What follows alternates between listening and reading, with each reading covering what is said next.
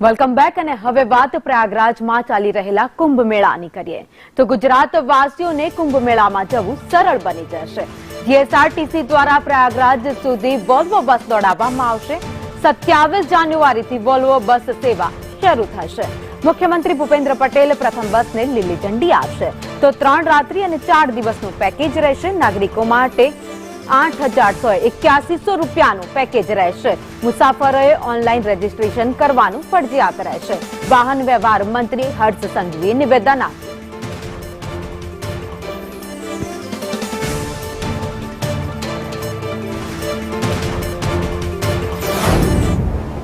આજથી દરરોજ એસી નવી હાઈટેક વોલ્વો બસના માધ્યમથી ગુજરાતના શ્રદ્ધાળુઓ માટે આવા જવાની વ્યવસ્થાઓ રાજ્ય સરકાર દ્વારા ચાલુ કરવામાં આવશે।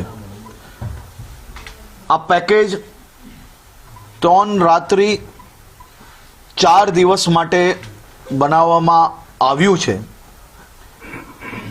તારીખ 27મી જાન્યુઆરીએ વહેલી સવારે ગુજરાતના મુખ્યમંત્રી શ્રી ભૂપેન્દ્રભાઈ પટેલ યાત્રાળુઓની પહેલી બસને લીલી ઝંડી ગાંધીનગર ખાતેથી આપશે।